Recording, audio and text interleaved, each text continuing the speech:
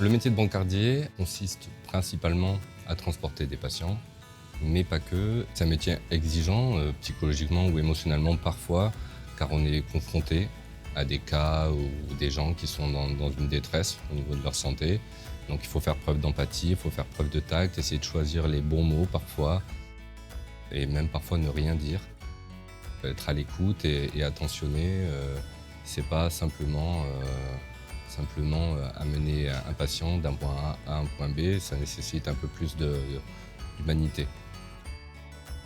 Au bloc opératoire, mon rôle, c'est de récupérer les patients en salle d'attente, la première salle d'attente, et je les raccompagne en salle d'attente d'ALR. En les raccompagnant, je leur pose des questions, le questionnaire d'accueil.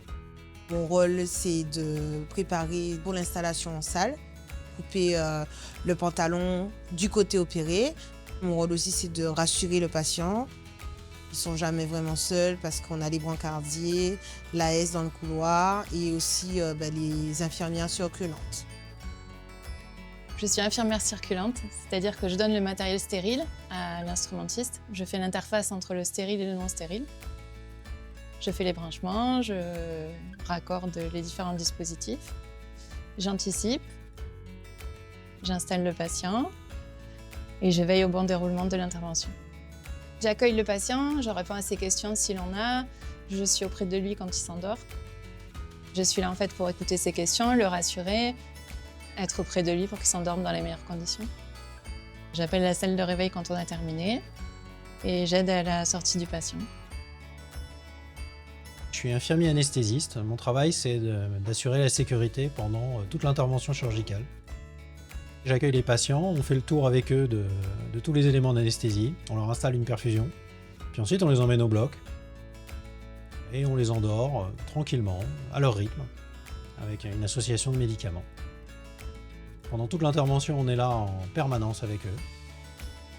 On anticipe pendant toute l'intervention la phase de réveil afin qu'il soit le plus paisible et le plus doux possible. Une fois l'intervention complètement terminée, on les ramène en salle de réveil. On va aider l'équipe de réveil à procéder à tout ce qu'il faut pour qu'il soit bien et sans douleur.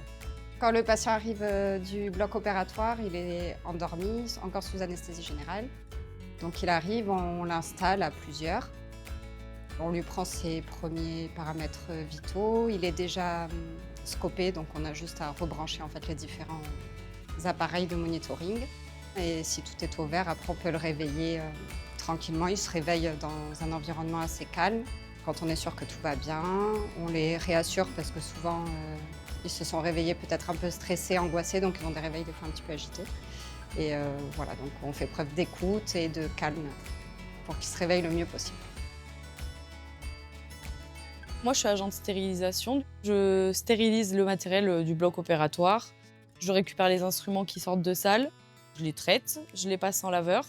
Et une fois que c'est passé en laveur, je les envoie à la stérilisation centrale, qui eux vont le renettoyer, recomposer les boîtes, restériliser. Et après, ça fait une boucle en fait.